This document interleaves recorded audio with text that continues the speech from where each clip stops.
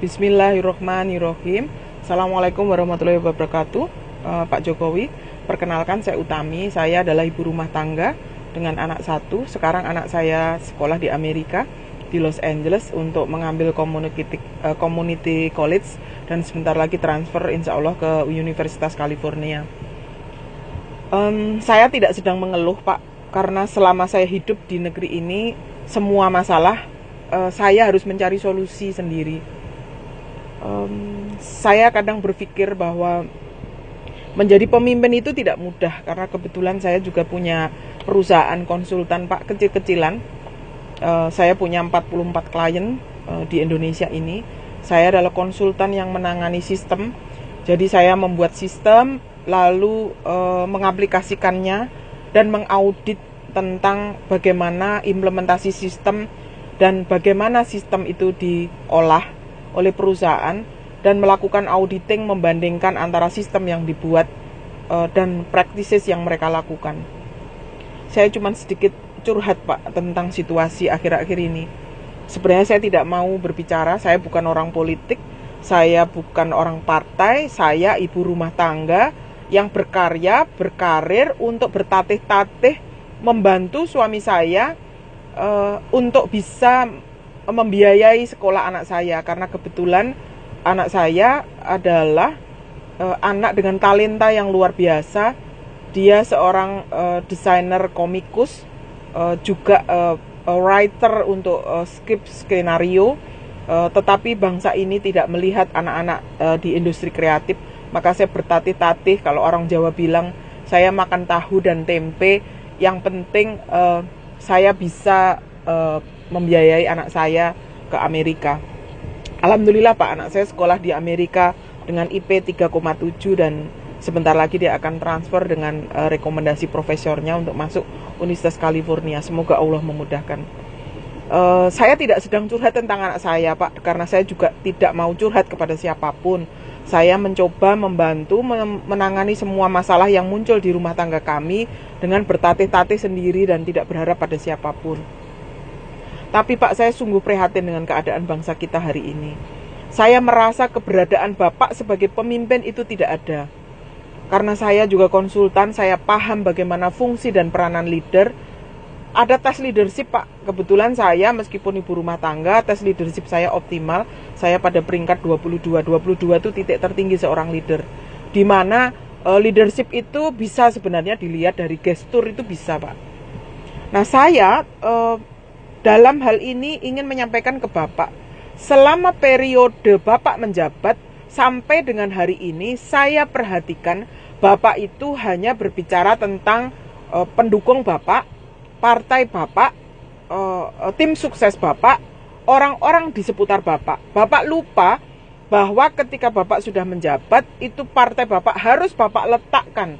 Saya juga nggak paham kenapa Ibu Mega menyampaikan bahwa Bapak itu adalah pengurus partai, pejabat partai, pesuruh partai, apapun lah namanya. Saya nggak penting itu istilah. Yang penting saya cuman bisa merasakan sebagai rakyat bahwa apa yang disampaikan Ibu Mega, yang terjadi dengan Bapak, itu kita bisa merasakan, Pak, rakyat di bawah ini.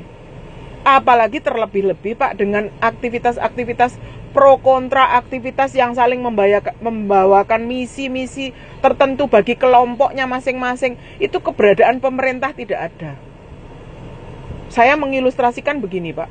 Ada kelompok 10 orang, masing-masing mereka tidak punya ilmu tentang kesehatan. Mereka berbicara tentang tekanan darahnya. Satu orang mengatakan, saya sehat, padahal tekanan darahnya 140. Kalau yang orang kedua mengatakan, saya sehat, padahal tekanan darahnya 76 atau 110 rendah. Dan sampai 10 orang tadi semua nggak paham tentang tekanan darah. Nah, mereka berdebat, Pak. Carut-marut berbicara tentang tekanan darah. Nggak jelas omongannya itu apa.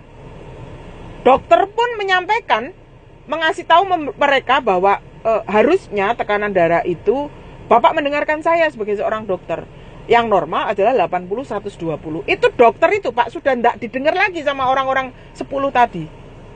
Kenapa? Karena motivasinya tidak mau mendengar, hatinya tidak jernih, Pikirannya sudah kotor dengan motivasi sendiri-sendiri semua. Hancur Pak bangsa ini kalau begini terus. Perang saudara akan pasti terjadi. Saya tidak habis pikir kenapa Bapak tidak mengambil langkah yang tegas untuk melakukan ini dengan secara fairness. Siapa yang salah tidak. Tapi yang benar ya Bapak harus lindungi. Ini masyarakat Bapak. Saya tidak paham apakah yang Bapak maksud masyarakat itu adalah pendukung partai Bapak. Apakah kami-kami yang tidak mendukung Bapak waktu pemilu kemarin bukan rakyat Bapak? Saya nggak tahu itu. Kalau memang Bapak itu merasa bahwa masyarakat Bapak adalah semua orang yang ada di negeri ini, maka apa yang Bapak berikan kepada bangsa ini itu bisa kami rasakan. Tapi saat ini saya tidak merasakan Pak. Jadi saya pesan ke Bapak, situasi bangsa ini tambah carut-marut, ditambah dolar Pak. Saya merasakan tambah berat. Tapi jangan khawatir Pak, saya insya Allah akan mencari solusi sendiri. Karena saya yakin ada Allah yang tidak tidur. Allah yang akan selalu berada dalam setiap masyarakat punya masalah seperti saya ini. Selalu larinya ke Allah Pak. Karena kami berharap pemerintah untuk bisa melindungi kami. Seperti Umar di dalam cerita-cerita sahabat Nabi itu kita tidak temukan. Jadi pesan saya ke Bapak, ayo Pak, segera bangun. Saya takut sebelum Bapak menjabat, Bapak meninggal. Saya takut sebelum Bapak menjabat periode kedua, Bapak sudah meninggal. Umur kita tidak pernah tahu Pak. Saya pun juga tidak tahu Pak, apakah nanti sejam lagi saya masih hidup atau saya besok masih hidup, tidak tahu. Kita semua tidak tahu umur kita, termasuk Bapak. Lakukan yang terbaik Pak, atau tidak usah sama sekali. Pikirkan itu Pak, bahwa jabatan itu membawa amanah yang dipertanggungjawabkan sampai kematian kita. Saya berharap Bapak bisa memahami situasi ini dan bisa menempatkan masalah ini pada tempatnya sehingga carut-marut ini segera berakhir. Ngurusi tantangan dari eksternal yang begini berat, dolar yang luar biasa ancamannya seperti ini, nggak akan bisa selesai Pak. Wong di dalam aja nggak karu-karuan. Saya konsultan Pak. Kalau kita mau menghadapi kompetisi di luar, di dalam harus dibereskan dulu. Kalau di dalam negeri kita begini, nggak akan bisa selesai masalah Pak. Dan semua itu Anda yang harus bertanggung jawab. Sebab negeri ini pemimpinnya Anda yang harus bertanggung jawab. Itu aja Pak Jokowi, terima kasih banyak. Semoga video ini sampai ke tangan Bapak dan Bapak bisa mendengarkan dengan jernih dan mengambil sikap. Karena saya tidak punya kepentingan apa-apa selain saya mengingatkan sebagai sesama umat yang beragama. Saya nggak tahu Bapak agamanya apa. Kalau saya Muslim Pak, saya percaya kematian itu akan datang. Dan saya nggak tahu apakah Bapak itu Muslim atau tidak. Saya juga nggak tahu. Karena saya merasa Bapak selama ini tidak berpihak ke kami orang-orang Islam. Ya moga-moga saya salah Pak. Mohon maaf ya Pak kalau saya salah. Terima kasih. Assalamualaikum warahmatullahi wabarakatuh.